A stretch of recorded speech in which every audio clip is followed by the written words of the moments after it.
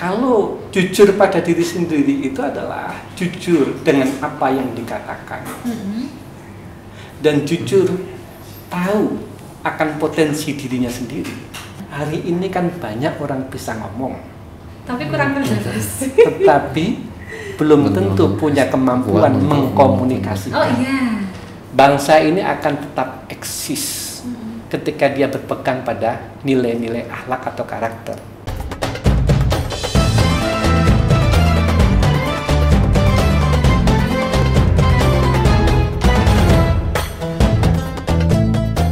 Podcast Manis bersama Mutiara Ramadan. Alhamdulillah. Assalamualaikum Pak Olan. Waalaikumsalam warahmatullahi wabarakatuh. Apa kabar Bapak? Baik dan selalu baik. Alhamdulillah. Hari ini terlihat ceria sekali Bapak. Wow. Ceria. Puasa lancar Bapak? Alhamdulillah puasa lancar sampai hari ini meskipun lapar. Masih lama Pak ini Pak bukanya Pak. Apalagi soalnya kita akhir-akhir ini nggak hujan ya Pak ya. Iya. Mendung-mendung tapi nggak hujan. Lebih terasa hausnya berarti. Masih terasa hausnya.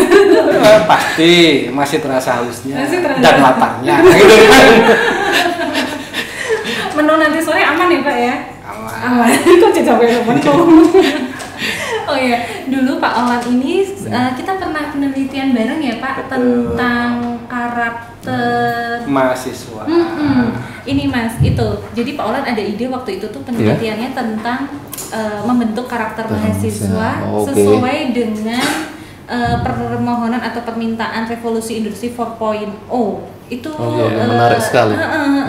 Itu apa aja ya Pak dulu ya Pak ya? Iya, waktu itu kita menggagas untuk melihat seberapa besar IAIN ini mempersiapkan para mahasiswa untuk menghadapi era revolusi industri 4.0. Iya. Ada 10 standar hasil riset Forum Ekonomi Dunia kan Mbak Betul. Uli, kan yang top 10 skill itu ada complex problem, ada critical, ada creativity, ada analysis, dan sebagainya. Nah, coba kita potret mahasiswa. Apakah kampus ini sudah mempersiapkan mahasiswa untuk menghadapi era revolusi industri 4.0? Kira-kira itu gambarannya. Ternyata memang perkembangan zaman itu menuntut orang untuk selalu update Pak ya informasi tentang dan punya informasi. karakter tersendiri Mas. Mungkin gini Pak, sering yang dibicarakan itu generasi milenial. Betul. Bagaimana sih sebenarnya kondisi karakter dari generasi milenial ini menurut Pak Olan? Kalau kita kaitkan dengan misi kehadiran Nabi Muhammad SAW, diutusnya beliau di dunia ini kan kita sama-sama kenal innama bu'ithtu liutammima makarimal akhlak. Sesungguhnya kata Rasulullah, aku diutus untuk menyempurnakan karakter umat, karakter bangsa, karakter individu-individu penduduk muka bumi. Dan itu setiap Rasul seperti itu. Nah, kenapa karakter ini menjadi penting? Iya, jadi penting ya. Kenapa? Menjadi tuh? penting itu. gitu kan. Kalau kita perhatikan bangsa yang maju itu adalah bangsa yang punya karakter. Bangsa yang maju adalah bangsa yang punya berkarakter, bangsa yang berkarakter. Moral. Moral. Karena itu kan Presiden RI kita Bapak Jokowi pernah menggagas perlunya tentang revolusi mental. Gimana karakter mental itu tidak jauh berbeda dengan karakter, bahkan mental itu bagian daripada karakter itu. Karakter. Nah, pertanyaannya karakter seperti apa yang sampai hari ini belum terdefinisikan? Iya ya, kalau tadi revolusi industri aja sudah nuntut seperti itu, berarti kemungkinan kalau perubahan zaman lagi dituntut lagi. Betul. Padahal saya yakin Al-Quran itu pasti ibaratnya di bawah Nabi Muhammad itu pasti punya sesuatu yang pasti tidak berubah dan lekang gitu Pak. Betul. Pandangan, nilai, word of view-nya kan jelas ya dalam Islam itu. Kita lihat karakter seperti apa tuh yang dikendaki. Saya itu sederhana. Rasulullah SAW itu punya 4 sifat, 4 karakter. 4 karakter, 4 Ya sifat. kan? Yang pertama apa? Sidik, ya kan? Iya. Amanah, Amanah, tabligh, tabligh, fatona. Itu sifat Rasul, sifat wajib Rasul. Pertanyaannya adalah bagaimana kita menginternalisasikan 4 sifat itu kepada umat. Iya. Jika umat memiliki 4 karakter tersebut, saya yakin umat Islam akan maju. Amin. Persis pada masa awal Islam dari abad ke-7 sampai abad ke-13 ya. Iya. Itu kan mengalami masa kejayaan karena betul-betul 4 sifat itu bagi benar-benar saya dipraktekkan. betul-betul terinternalisasi dalam diri umat saat itu. Nah, sekarang berarti pertanyaannya gimana terinternalisasi era saat ini, Pak? Apa alangkah mulianya Pak ketika orang itu memiliki 4 karakter itu. Betul nih Mbak sama Mas ya. Pertama kita bicara tentang sidik. Sidik itu apa sebetulnya? Sidik itu apa? Sidik itu kan jujur. Jujur pada dirinya sendiri dan jujur pada orang lain. Kalau jujur pada diri sendiri itu adalah jujur dengan apa yang dikatakan dan jujur tahu akan potensi dirinya sendiri.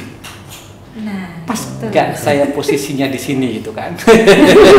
Saya Oke. sebagai penceramah Ramadan Betul. posisinya pas nggak ini? Jangan-jangan nggak pas gitu kan? Yang saya tahu tuh sering orang bilang jujur itu perkataan Pak. Iya. Ternyata kita harus jujur pada mengenal potensi diri. Potensi Nah diri. itu, kadang kita seringnya nggak jujur pada diri sendiri. Kalau jujur berusaha jujur sama istri kan Mas? Ya semoga bisa. Ya itu agak-agak menarik. Kalau kita gini Mas, kalau kita sudah jujur pada diri sendiri, maka kita akan jujur pada orang lain, Insya Allah. gitu kan? Jujur pada orang lain menggambarkan kejujuran pada diri sendiri. Mungkin bisa dicontohkan Pak praktek sehari-hari. Jadi coba misalkan kita kehadiran mahasiswa yang akan berkonsultasi pada kita. Kemudian kita mengatakan, maaf, hari ini saya sibuk, padahal kita tidak sibuk. Oke. Nggak itu Pak. Jadi ketidaksibukan pada diri kita itu harus kita berkata jujur, gitu kan. Memang kita tidak sibuk, gitu kan. Kalau kita sudah jujur pada diri sendirinya, baru kita boleh silakan. Ini nanti yang nonton diprotes mahasiswa. Itu contoh kecil ya Pak. Iya. Kemudian jujur pada potensi misalkan. Nah, itu jujur sama Tadi saya potensi. katakan kita ini sudah mengenal diri atau belum? Nah, itu Pak. Tidak boleh saya bermimpi, gitu kan? Bukan tidak boleh ya, saya berangan-angan terlalu jauh. Saya berangan-angan ingin jadi presiden. Itu kan berarti saya tidak kenal tentang diri saya sendiri, gitu kan? Kan gitu kan? Jadi kita harus paham tentang perkembangan, potensi, gimana keterpengaruhan kita terhadap bangsa, warga Indonesia. Kalau memang kita ini ketika disurvei misalkan kebanyakan bangsa ini mengenal kita gitu kan, atau kita berada di 3 level tertinggi ya memungkinkan. Satu RT aja nggak kenal gitu kan. Kalau kita bayangkan itu sidik itu sebetulnya. Kejujuran itu. Yang kedua tadi kan amanah. Kalau kita amanah itu bahasa sekarang paling mudah kita sebut dengan integritas. Integritas bahasa Iya. sekarang ya. Iya kan? Integritas. Apa tuh integritas itu, gitu kan? Jadi integritas itu, Islam itu memberikan pandangan nilai, pandangan hidup. Nilai-nilai ini mestinya menjadi pegangan kita dan melekat pada kita. Kalau kita punya pandangan, kemudian bahwa berbuat baik itu wajib bagi diri kita sendiri dan itu perintah ajaran Islam, maka akan menjadi watak atau menjadi akhlak, gitu kan? Maka kita akan selalu berbuat baik terus, gitu kan? Atau misalkan kita harus menepati janji. Ketika kita berjanji, oke, jam 9 kita ketemu, gitu kan? Jam 9 kita ketemu. Bisa nggak kita menepati janji itu? Kita pandangan bahwa al-wa'du dainun. Janji itu adalah hutang, gitu kan? Maka kita 1 jam 5 menit atau 10 menit sebelumnya kita harus menepati janji. Itu karena kita punya pandangan al-wa'du dainun. Gitu. Maka bangsa-bangsa sebut saja ada Singapura, Korea, Jepang, Cina. Kenapa maju itu? Karena ketegas dan disiplin. Ya, punya karakter gitu kan? Iya. Kita bayangkan Hal simpel ya, maksudnya itu janji loh. Iya Pak. Itu gitu. Dari Kayaknya simpel ya hal-hal Pak, memenuhi janji gitu kan. Janji saja. Tapi ternyata hal sederhana dampaknya besar. Dampaknya besar. Coba kalau kita lihat misalkan Singapura itu tahun 1960 kan belum apa-apa itu. Negara ya mungkin sekitar separuh dari Jakarta gitu kan. Atau seluas Jakarta. Kenapa sekarang menjadi sangat maju sekali? Lagi-lagi kan peran Perdana Menteri Lee Kuan Yew kan. Gitu kan. Tanahnya tidak punya sumber daya alam gitu kan. Dulu masyarakatnya masih tidur di kolong-kolong, nggak punya rumah gitu kan. Sama Korea,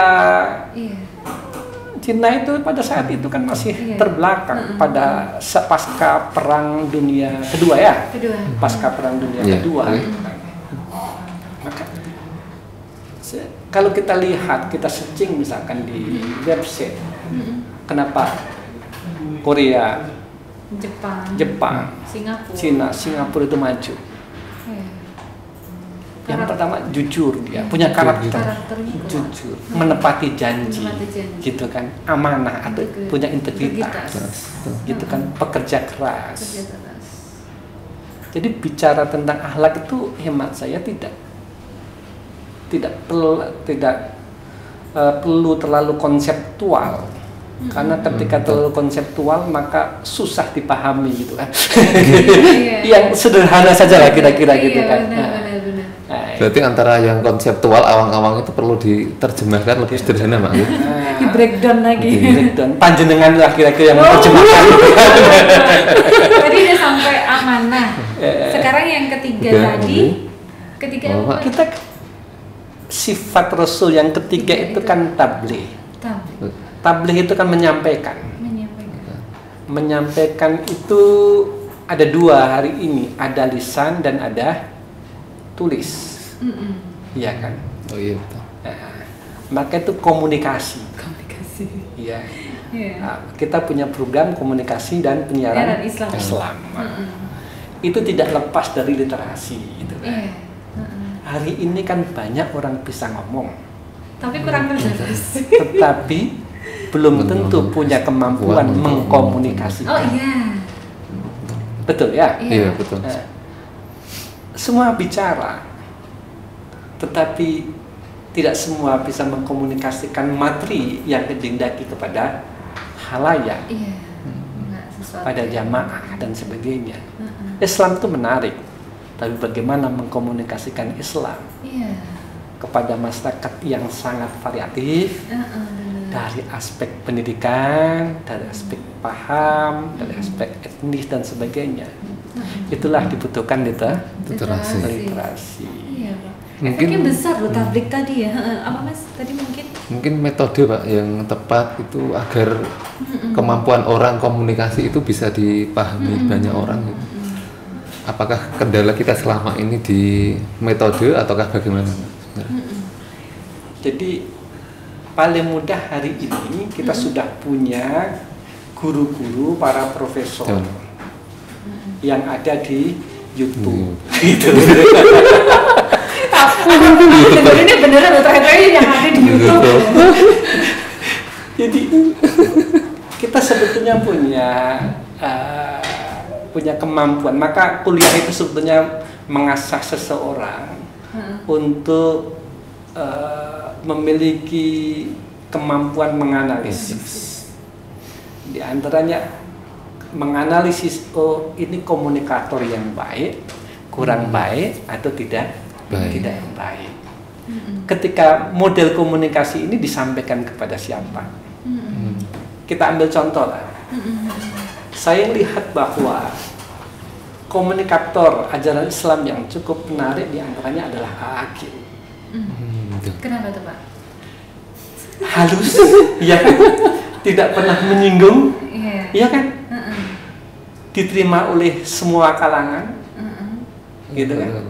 Coba Hakim itu, dia membicarakan materi-materi keagamaan yang dirasakan dalam kehidupan keseharian.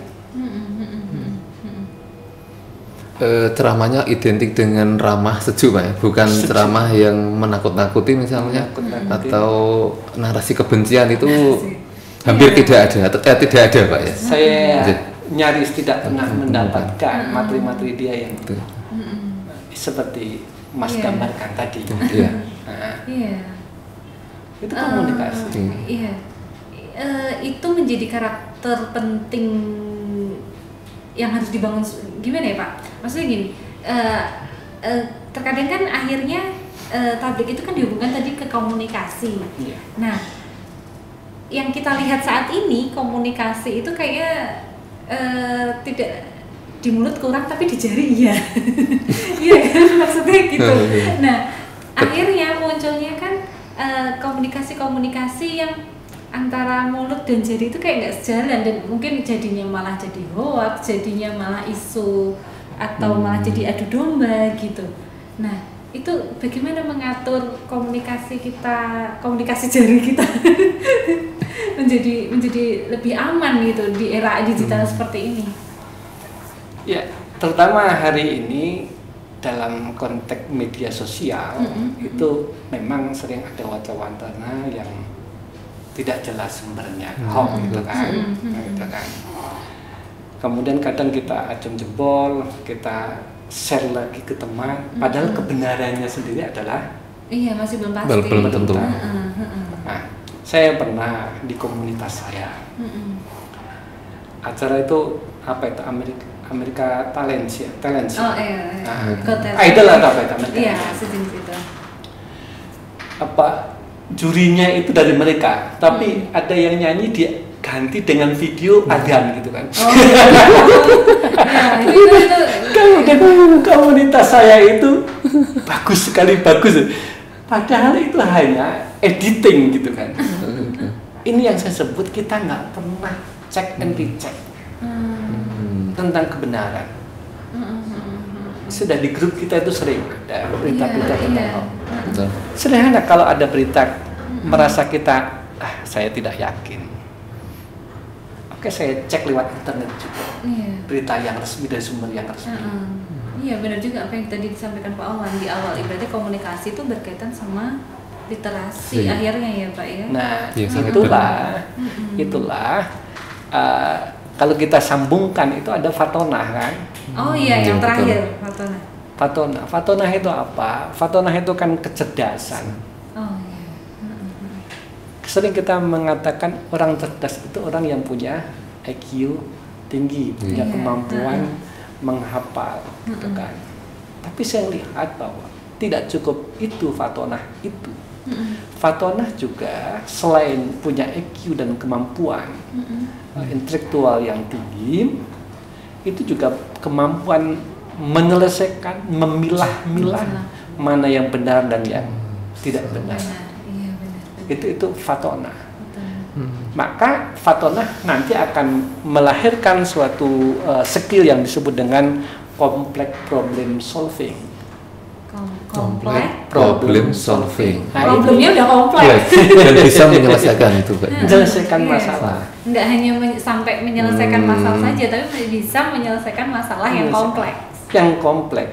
Dan itu kan menjadi salah satu skill yang menempati urutan pertama yang dibutuhkan oleh dunia kerja. Iya, benar.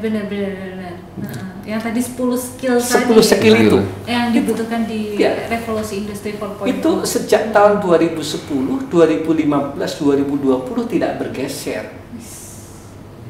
Complex problem solving. Sementara skill-skill yang lain, analisis, kritis, innovation, creativity itu bergeser. Kenapa bisa geser gitu ya, Pak? Ya, terutama di dunia industri kan dibutuhkan kemampuan membaca masalah gitu kan, mengidentifikasi masalah, menginventarisir, memilah-milah, kemudian ini problemnya apa, solusinya apa. Oke. Sama lah kita nggak usah ngomong di dunia yang terlalu tinggi, sama saja di perguruan tinggi kita, di kelas kita gitu kan, tempat kita berinteraksi dengan mahasiswa itu kan. Apa tuh sebetulnya masalahnya gitu kan, masalah akhlak, masalah karakter kita itu apa gitu. Hemat saya itu. Jadi tadi saya sampaikan sidik, amanah, tabligh, fatonah. Kalau itu bisa kita, itu keren, itu udah nggak usah yang daki-daki itu. Jadi luar biasa ya, dari 4 sifat itu bisa Rasulullah ternyata implementasinya tuh bisa sampai sekarang loh, sudah revolusi industri 4.0. Dan itu menjadi salah satu tolak ukur kemajuan suatu bangsa, Pak. Kemajuan suatu bangsa. Benar bisa jadi tolak ukur. Karena itu kan ada kalimat makalah yang mengatakan innamal umamul ahlaku ma baqiyat id dhahabat ahlakum dhahabu. Artinya kira-kira bangsa ini akan tetap eksis ketika dia berpegang pada nilai-nilai akhlak atau karakter. Tapi ketika karakternya hilanglah bangsa itu. Luar biasa. Nggak nyangka dari memang 4 karakter itu. Karakter memang harus diutamakan ya. Bukan ini menarik coba. Kalau sampean punya anak. Amin. Punya anak, pertanyaan saya sederhana. Yang jenengan inginkan pertama, apakah dia punya kecerdasan tinggi atau amanah? Yang amanah karakter dulu, Mak. Amanah. Amanah atau sidik? Jujur apa amanah? Sidik dulu. Betul. Itu begitu Islam sudah menandaskan itu. Sifat pertama Rasul kan sidik, gitu kan? Kemudian amanah, tabligh, fatonah. Kecerdasan dengan tabligh saja diutamakan tabligh loh. Posisi di ketiga itu sifat Rasul itu. Ya kan? Agak nyangka ya, bener-bener desainnya Allah tuh luar biasa. Itu kemudian kalau kita kaji kok begitu ya, kenapa kita meneladani Rasul, panutan kita? Udah jelaskan, laqad kana fi Rasulillahi uswatun hasanah. Sesungguhnya pada diri Rasul Shallallahu Alaihi Wasallam itu terdapat suri teladan yang selayaknya, semestinya, selihatnya kita ikuti atau kita teladani. Itu kan? Menarik sekali ini pembahasannya dari Pak Olan. Sungguh kritis, mendalam dan kayaknya kalau misalnya kita terusin nggak cukup akan bisa satu selesai sesi ini. Sehari nggak akan selesai. Nggak ada selesai. Padahal cuma 4 karakter building yang harus dipunyai oleh generasi milenial saat ini ya. Ada sidik, itu yang pertama, yaitu jujur. Itu harus jujur nih. Kedua amanah. Terus ketiga tabligh, keempat adalah fatonah. Pak Olan bisa menjabarkan itu dengan lugas dan mudah sekali kita untuk dipahami. Semoga itu nanti bisa kita praktekkan, Pak, dalam kehidupan sehari-hari. Dan semoga ini bulan puasa kan, jadinya menjadi momen kita untuk mengasah sidik tadi supaya jujur. Karena sifat utama itu harus jujur. Jujur itu yang penting. Iya. Karena itu ketika saya tanya lapar nggak, ya lapar. Haus nggak haus. Jujur. Puasa nggak Mas? Puasa. Harus jujur ya Pak. Terima kasih Pak Wawan atas waktunya hari ini. Sama-sama. Kalau ada lain waktu kita ngobrol lagi tentang mungkin berbeda atau nyambung lagi tentang 4 sifat Rasulullah ini. Terima kasih atas Awalan, alhamdulillah kita sudah banyak informasi, pengetahuan dan pencerahan dari Pak Olan. Semoga ini bermanfaat untuk kita semua. Amin, amin, amin. Terima Terima kasih. kasih Pak Olan. Sama-sama. Assalamualaikum warahmatullahi wabarakatuh. Podcast Manis Bersama Mutiara Ramadan.